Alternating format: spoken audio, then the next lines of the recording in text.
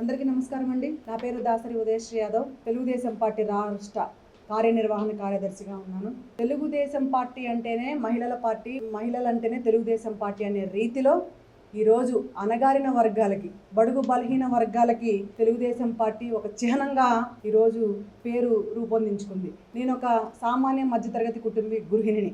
2021 corporation ఎలక్షన్లో బోండా ఉమామహేశ్వరరావు గారి ఆశీస్సులతో నేను కార్పొరేటర్గా పోటీ చేయడం జరిగింది. అతి స్వల్ప 72 ఓట్లతో ఓడిపోవడం జరిగింది. మా అత్త మా మామ నన్ను రాజకీయాల్లోకి ఇంకా వదిలేయమన్నా సరే, నా భర్త నన్ను ముందుండి ప్రోత్సహించి పార్టీ కోసం పనిచేయమని, నువ్వు ఎక్కడి దాకా వెళ్తానని నేను ముందుకు నడిపిస్తానని చెప్పి ప్రతి అడుగులో అతను తోడుండి నారా లోకేష్ గారిని ఇన్స్పిరేషన్గా తీసుకొని, నారా లోకేష్ గారు మంగళగిరిలో ఎలాగైతే ఓడిపోయి అయినా అలుపెరగని పోరాటం చేస్తూ ఆయన పార్టీకి పనిచేశారో ఆయన్ని ఇన్స్పిరేషన్గా తీసుకొని నేను పార్టీకి పనిచేయడం జరిగింది. నేను ఒక బీసీ బిడ్డని, యాదవుల బిడ్డని. బీసీలు అంటేనే తెలుగుదేశం పార్టీ, తెలుగుదేశం పార్టీ అంటేనే బీసీలు అనే రీతిలో ఈరోజు నన్ను కార్యనిర్వహణ కార్యదర్శిగా తెలుగుదేశం పార్టీలోకి తీసుకోవడం జరిగింది. దానికి నారా చంద్రబాబు నాయుడు గారికి, నారా లోకేష్ గారికి హృదయపూర్వక పాదాభివందనం తెలియజేసుకుంటా ఉన్నాను. ఎవరైతే నాతో పాటు కొన్ని లక్షల మంది కార్యకర్తలు ఉన్నారు, ప్రతి ఒక్క పనిచేసిన కార్యకర్తకు కూడా గౌరవం దక్కుతుందని నేను తెలియజేస్తా ఉన్నాను. ఈరోజు నేను, రేపు ఇంకొకరు, ఆ తర్వాత ఇంకొకరు, ఎవరూ కూడా అదేపడొద్దు, ఎవరూ కూడా మనస్తాపానికి గురవ్వకుండా తెలుగుదేశం పార్టీ కోసమే పనిచేస్తూ, తెలుగుదేశం పార్టీ జెండానే మోస్తూ, తెలుగుదేశం పార్టీ కండవానే ఎక్కడా కూడా తీసేయకుండా పార్టీకి పనిచేయాలని నేను ఒక మీ ఇంటి ఆడపడుచుగా ప్రతి ఒక్కరికి తెలియజేస్తా ఉన్నాను. కష్టపడిన ప్రతి ఒక్క కార్యకర్తని గుర్తిస్తుంది ఈ తెలుగుదేశం పార్టీ నారా చంద్రబాబు నాయుడు గారు, లోకేష్ గారని తెలియజేస్తున్నాను. మన తెలుగుదేశం పార్టీకి కార్యకర్తే అధినేత, కార్యకర్తే ఫస్ట్ ఆఫ్ ఆల్. కాబట్టి ప్రతి ఒక్క కార్యకర్తకు కూడా మంచి భవిష్యత్తునిస్తుంది, మంచి గౌరవాన్ని ఇస్తుందని కూడా నేను తెలియజేస్తున్నాను. సాధారణ కార్యకర్తగా ప్రయాణం మొదలుపెట్టి ఈ స్థాయికి చేరుకున్నారంటే మీ ఎదుగుదల ఎలా అనిపిస్తుంది? చాలా ఆనందంగా ఉందండి, చాలా సంతోషంగా ఉంది. గత 5 సంవత్సరాలు కూడా నేను ఎప్పుడైతే ఓడిపోయానో నారా చంద్రబాబు నాయుడు గారిని మరియు నారా లోకేష్ గారిని ఇన్స్పిరేషన్గా తీసుకొని నేను పార్టీకి పనిచేయడం జరిగింది. సోషల్ మీడియా వేదికగా గత 5 ఏళ్ల అరాచకమైన ప్రభుత్వం, దౌర్జన్యమైన ప్రభుత్వం, రౌడీ ప్రభుత్వంలో ఉన్నటువంటి వైఎస్ జగన్మోహన్ రెడ్డి ప్రభుత్వాన్ని ఎండగట్టడం జరిగింది. సోషల్ మీడియా వేదిక ఎక్కడ అదరకుండా బెదరకుండా నా మీద నేటికి 18 కేసులు ఉన్నాయి. ఎన్ని కేసులు పెట్టుకున్నా ఐ డోంట్ కేర్ అని పనిచేశాను. పెద్దిరెడ్డి రామచంద్రరెడ్డి తప్పులు చేస్తే ఖండిస్తే, ఇక్కడ నేను విజయవాడ సిటీ నడిబొడ్డులో ఉన్నాను, నేనేం పెద్ద పల్లెటూరులో లేను. నా దగ్గరేం పోలీస్ స్టేషన్లు నా పరిధిలో లేకుండా లేవు. నా చుట్టుపక్కలే 5 పోలీస్ స్టేషన్లు ఉన్నాయి. అయినా పెద్దిరెడ్డి రామచంద్రరెడ్డి పుంగనూరు నుంచి పోలీసులు పంపించాడు. ఒక ఆడబిడ్డకి స్వేచ్ఛ లేదు, ఆడబిడ్డ అర్ధరాత్రి కూడా తిరిగే పరిస్థితి లేదు, కనీసం మిట్ట మధ్యాహ్నం కూడా తిరిగే పరిస్థితి లేదు అనడానికి గత 5 సంవత్సరాలు నేనే నిదర్శనం. 6 దాటితేనే ఆడబిడ్డని పోలీస్ స్టేషన్లో ఉంచారు. అలాంటిది నా ఇంటికి అర్ధరాత్రి 2 గంటలకు పోలీసులు వచ్చారు. ఎక్కడ కూడా అదరలేదు, బెదరలేదు. ఎక్కడ భయం అనిపించినా, ఎక్కడ గుండె జల్ జల్ అని కొట్టుకున్నా సరే నా కళ్ళ ముందు నారా లోకేష్ గారు ఉండేవారు. ఆయన్నే ఇన్స్పిరేషన్గా తీసుకొని పార్టీకి పనిచేశాను కాబట్టే నేను ఎన్ని కేసులు పెట్టుకున్నా నేను ఎక్కడా కూడా అదరలేదు. ఆనాడు 2 గంటలకి మా ఇంటికి పోలీసులు వస్తే మా అన్న బోండా ఉమామహేశ్వరరావు గారికి ఫోన్ చేయడం జరిగింది. నేను చూసుకుంటాను అని చెప్పారు. వాళ్ళు మా ఇంటి ముందు ఉన్నారు. నేను ఇంట్లో నుంచి బయటికి కూడా రాలేదు. ఇప్పుడు ఎలా వస్తానని వాళ్ళని ఎదిరించి, పోలీసుల్ని ఎదిరించి మరి నేను తిరిగి పోలీసుల మీద కంప్లైంట్ చేస్తానని చెప్పి, ఎక్కడ దాకా తీసుకెళ్తారో మీకు నచ్చిన చోట తీసుకెళ్ళండి అని చెప్పి వాళ్ళని తిరిగి పంపించిన పరిస్థితి. అలాగా మా నియోజకవర్గంలో 6 పిల్లలు ఈతకెళ్ళి మరణిస్తే వాళ్ళకి కనీసం ఆర్థిక సహాయం కూడా చేయలేని దుస్థితిలో ఉంది గత వైఎస్ఆర్ కాంగ్రెస్ పార్టీ. వాళ్ళకి ఆర్థిక సాయం చేయండి, బిడ్డల్ని పోగొట్టుకొని ఉన్నారు, కుటుంబానికి అండగా నిలవండి అని చెప్పిన పాపానికి పోలీసులు ఒక ఆడబిడ్డనని కూడా చూడకుండా నడి రోడ్డు మీద ఒక లంగా జాకెట్ మీద ఈడ్చుకెళ్ళిన పరిస్థితి. అయినా ఒక ఆడపిల్లని కూడా మర్చిపోయి పార్టీ కోసం, తెలుగుదేశం పార్టీ కోసమే పనిచేశాను. ఒక దివ్యాంగురాల్ని, మతిస్థిమితం లేని ఒక ఆడబిడ్డని గవర్నమెంట్ హాస్పిటల్లో, కొన్ని వేల మంది ఉండే గవర్నమెంట్ హాస్పిటల్లో 4 రోజులుగా హింసించిన పరిస్థితి ఒక మహిళని, అదే మా నియోజకవర్గంలో ఉన్నటువంటి మహిళని. ఆడబిడ్డకి ప్రభుత్వ ఆసుపత్రిలో చికిత్స చేస్తుంటే ఈ ప్రభుత్వం పట్టించుకోకపోతే, వైఎస్ఆర్ కాంగ్రెస్ పార్టీ ప్రభుత్వం, జగన్మోహన్ రెడ్డి ప్రభుత్వం పట్టించుకోకపోతే కనీసం మహిళా కమిషన్ చైర్పర్సన్ గారు కూడా కనీసం ఆమెను పరామర్శించకపోతే నారా చంద్రబాబు నాయుడు గారు వచ్చి 5 లక్షల రూపాయల ఆర్థిక సహాయం చేసి నేనున్నాను అని గుండెలు కత్తుకొని ధైర్యం చెప్పి ఆయన ఇంటి ఆడబిడ్డగా ఓదార్చుతుంటే అక్కడికి అప్పటికప్పుడు మహిళా కమిషన్ గారు రావడం జరిగింది. ఇన్ని రోజులు రానా కూడా ఇప్పుడు ఎందుకు వచ్చింది? దాదాపు 15 రోజులు అవుతుంది ఈ ఘటన జరిగి. మీరేమైనా స్పందిస్తారేమో చూసాము. స్పందించకపోతే నారా చంద్రబాబు నాయుడు గారు వచ్చారు, గో బ్యాక్ అన్నాను. లాగి పెట్టి చెంప మీద కొట్టిన పరిస్థితి. ఒక ఆవిడయుండి ఎదుటి ఆవిడ్ని చేయి చేసుకున్న పరిస్థితి. ఒక సామాన్య తెలుగుదేశం పార్టీ కార్యకర్తగా ఉన్నటువంటి నన్ను ఒక మహిళా కమిషన్ గారు నన్ను చేయి చేసుకున్నటువంటి పరిస్థితి. అయినా ఎక్కడా కూడా నేను దిగజారిపోకుండా ఆమె కొట్టిన చెంప దెబ్బని ఎదుటిగా పిడికిల్లో పట్టుకొని ధైర్యంగా పార్టీకి పనిచేసినటువంటి పరిస్థితి. ఇలాంటి సందర్భాలు చూసుకుంటే కొన్ని వందలు వేలు ఉన్నాయి. తెలుగుదేశం పార్టీ పిలుపునిస్తే మా అన్న బోండా ఉమామహేశ్వరరావు గారి ఆదేశాలతో ప్రతి ఒక్క కార్యక్రమాన్ని కూడా, ఏ ఒక్క కార్యక్రమాన్ని కూడా మిస్ అవ్వకుండా ప్రతి ఒక్క కార్యక్రమాన్ని కూడా సక్సెస్ఫుల్ చేసిన పరిస్థితి. నారా చంద్రబాబు నాయుడు గారిని 72 రోజులు జైల్లో పెడితే ప్రతిరోజు ప్రోగ్రామ్ చేసినటువంటి పరిస్థితి. ఏ ఒక్క రోజు కూడా ఇంట్లో ఉన్న పరిస్థితి లేదు. నేను రాజకీయాల్లోకి వచ్చినప్పుడు నా బిడ్డలు పసిబిడ్డలు, ఒక బాబుకు 3 సంవత్సరాలు, ఒక బాబుకు 5 సంవత్సరాలు. ఇంట్లో పిల్లలకి టీవీ పెట్టి, స్నాక్స్ పెట్టి, మంచం మీద కూర్చోబెట్టి వచ్చి తలుపుకు తాళాలు వేసుకొని మరీ పార్టీకి పనిచేసినటువంటి మహిళని నేను, ఒక యాదవ్ బిడ్డని, బీసీ బిడ్డని. కేవలం పార్టీయే బలంగా పెట్టుకొని నారా చంద్రబాబు నాయుడు గారిని ముఖ్యమంత్రిని చెయ్యాలి, ఈ రాష్ట్ర భవిష్యత్తు కోసం, మా బిడ్డల భవిష్యత్తు కోసం, ముఖ్యంగా మహిళలకి రక్షణ అండగా లేదు కాబట్టి గత 5 సంవత్సరాల్లో మహిళలకి రక్షణ అండ తోడు కావాలని తెలుగుదేశం పార్టీని గెలిపించుకోవడానికే నేను పనిచేశాను. తెలుగుదేశం పార్టీలో మహిళలకు మాత్రమే పెద్దపీట వేస్తూ, అంటే ఇచ్చిన ఏదైతే పదవులు ఉన్నాయో ఇది కేవలం తెలుగుదేశం పార్టీకి మాత్రమే సొంతం, లేదా వాళ్ళు మాత్రమే చేయగలరు అంటే మీరేం చెప్తారు? 100కి కొన్ని లక్షల % కూడా తెలుగుదేశం పార్టీయే సాధ్యమండి. ఏ ప్రభుత్వాల్లో ఉన్నటువంటి ఏ పార్టీనైనా చూసుకోండి, తెలుగుదేశం పార్టీలో ఉన్నటువంటి మహిళల గుర్తింపు ఏ పార్టీలో లేదని నేను గర్వంగా చెప్పగలను. ఒక ఆంధ్ర రాష్ట్ర ఆడపడుచుగా అది నారా చంద్రబాబు నాయుడు గారికి, ముఖ్యంగా నారా లోకేష్ గారికి మాత్రమే సొంతం.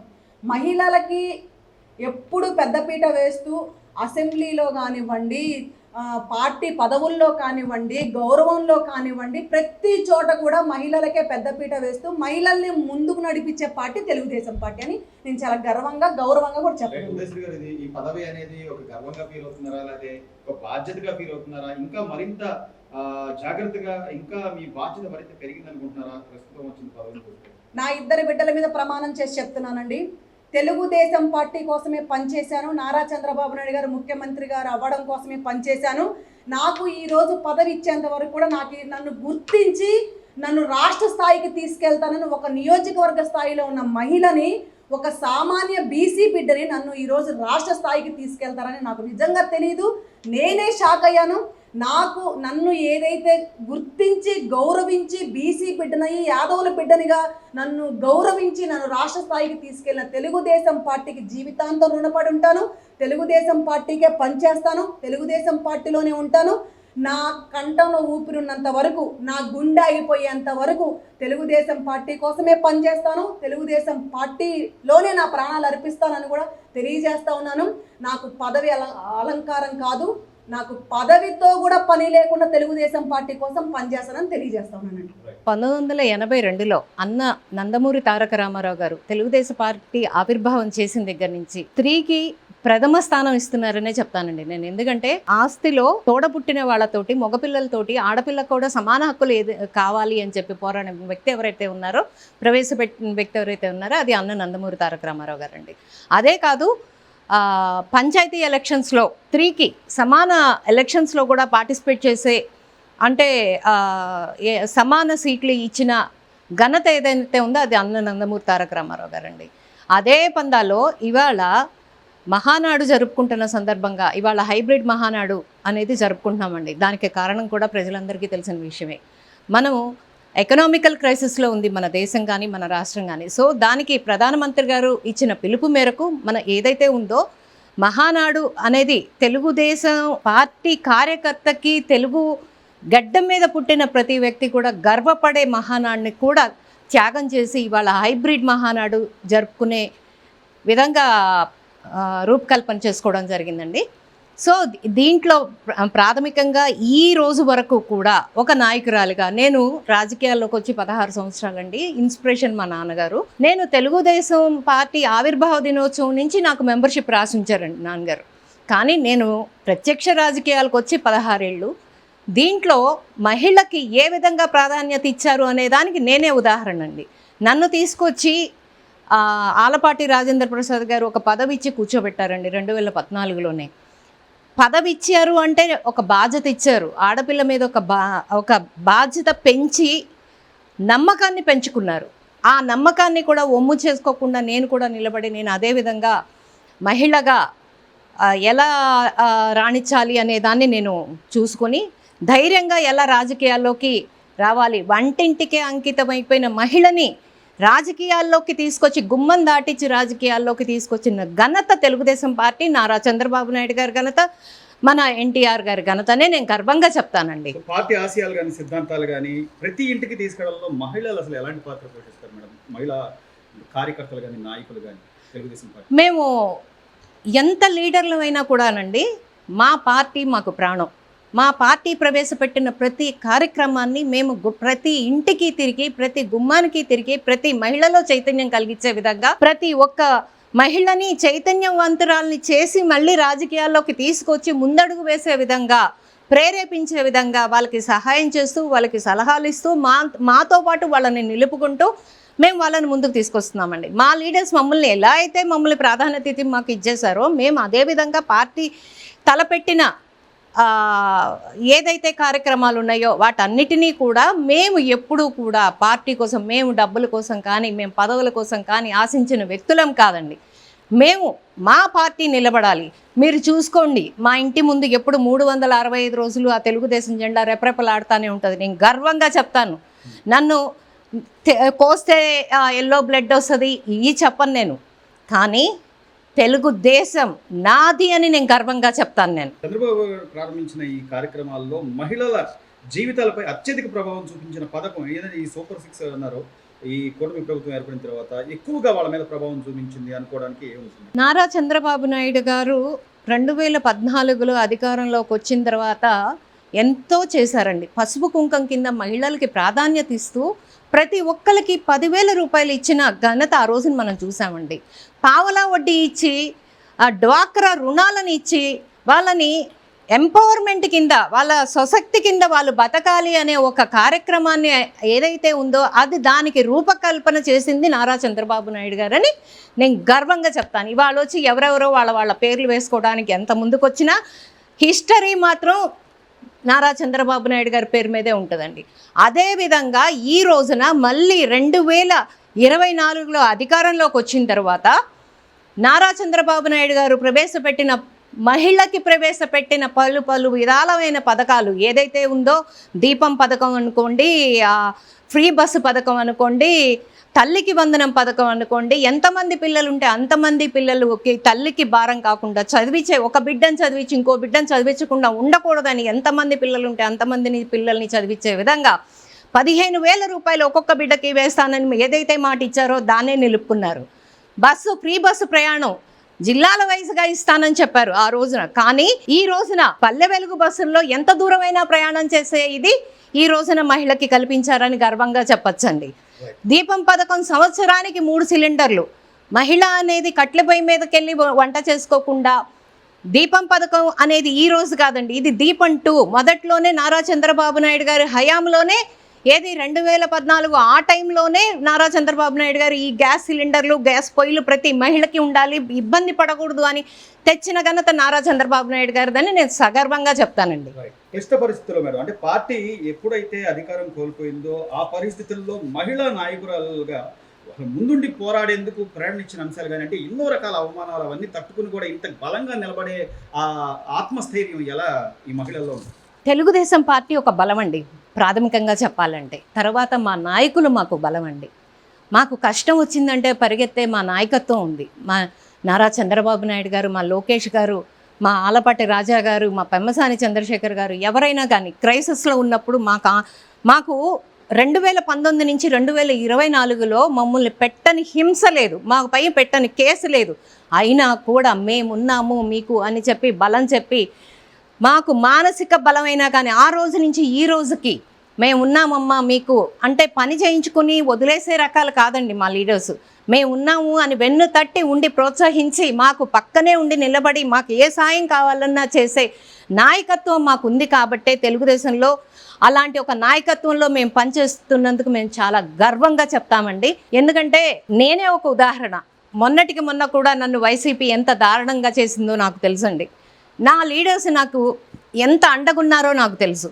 అంతెందుకు కోవిడ్ వచ్చినప్పుడు నాకు కోవిడ్ వస్తే నన్ను ఎంత జాగ్రత్తగా ఇంకొక డాక్టర్ని పెట్టి నా పార్టీ నన్ను చూసుకుందో నాకు తెలుసు. నాకు ఎన్ని కష్టం వచ్చే ఏంటి, నేను ఒక కార్యకర్తనండి, ఒక కార్యకర్తని నన్ను ఇంత భద్రంగా చూసుకున్నారంటే ఆ బాధ్యత ఎంత ఉందో పార్టీకి నేనే ఒక ఉదాహరణ. సో నేనైతే మాత్రం తెలుగుదేశం నాది, తెలుగుదేశం నేను తెలుగుదేశం అని చెప్పుకోవడానికి చాలా గర్వపడతాను. ఇదే విధంగా ఎంతోమంది మహిళలు వస్తారని ఉంటామని మాటిస్తూ మహానాడిని గర్వంగా జరుపుకుంటాం. మహానాడు చేయాలంటే కొన్ని లక్షల మంది పాల్గొంటారు, మీకు తెలుసు కదా. తెలుసు, లక్షలు 10 లక్షలండి, 10 లక్షలు. వీళ్ళందరికీ భోజనాలు, వసతులు, వీళ్ళందరికీ రూమ్ అకామిడేషన్ నెల్లూరులో అన్ని బుక్ చేసి ఎంత ఖర్చు పెట్టారాడా. అప్పుడే పోకలైన్ పెట్టి నెల్లూరులో చాలా ఖర్చు పెట్టాడు ఆయన వేమిరెడ్డి ప్రభాకర్ రెడ్డి. పొదుపు మీదే, పొదుపు నరేంద్ర మోడీ చెప్పిన దానికి చేసుకోవచ్చు. నీడు కడపలో ఎట్ట చేశాడు, నీడు పబ్లిసిటీ కూడా చేసుకోవచ్చు. ఇక్కడ శ్రీకాకుళం నుంచి రావాలంటే ఎంత ఖర్చు అవుతుందండి వాళ్ళకి. ఇటు అనంతపురం రావాలని ఎంత ఖర్చులు. మంచి పని ఇది. సో ఏమంటారు అసలు ఈ మహానాడుకు సంబంధించి ఈసారి మాత్రం ఒక ఇట్లా డిజిటల్గా ఫోన్లోనే అందరూ వర్చువల్గా పాల్గొనడం మంచి